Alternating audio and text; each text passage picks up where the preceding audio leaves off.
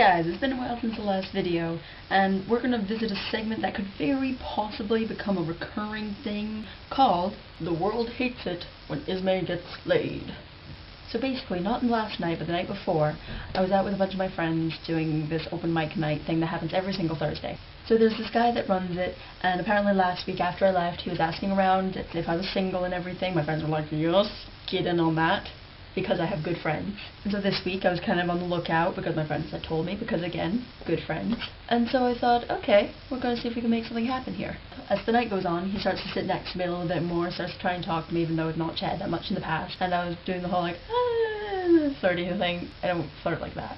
Maybe I do.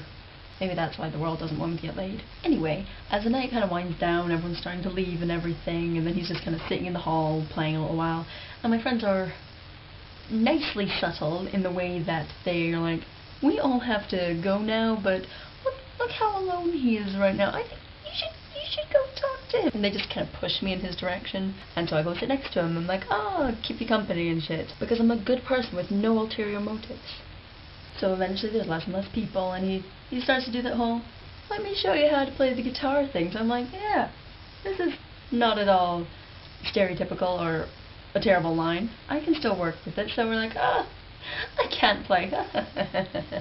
I'm not at all bitter, by the way. This is just how I am all the time. Apart from the fact that I am bitter. So a little more of this passes, and then he's like, oh, I have to clean up after all the open mic stuff. It's really boring. So I was like, okay, I'll help, because I'm a good person. Again, no ulterior motives.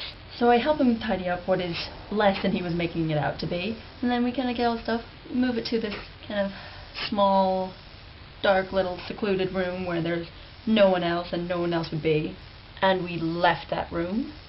I was like, okay, we can still make this work. We can still make this work. And then he says, hey, I've got my car with me. I can drive you back to your halls. My halls is literally a 3-minute walk from where we were. I don't need a lift back. But of course I take the lift back. So we're in the car for those like 3 minutes. Actually it's more like 5 because it does take longer to get there by car than by walking. We kind of roll up to a stop, and he's like, you sure you're gonna get up all those stairs okay on your own? Yes, of course I am.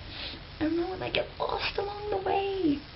And after that he kind of takes my hand and looks into my eyes and goes, I'm sure you'll be alright.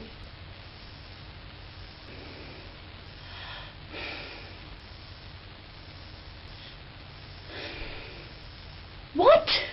So, like, I'm genuinely, like, looking at him like, you do know that sex could happen. So I was kind of like, okay, I'm getting out the door now. Closing the door. This is happening. I'm leaving now. I'm gonna. Okay, now it's closed. Oh, there you go. Ooh. Answer me one thing. What? Just what? Another thing you should know. This is not the first time that it has pretty much been 100% certain that I'm getting laid, and then not got laid. So now you're all caught up in my unfortunate life.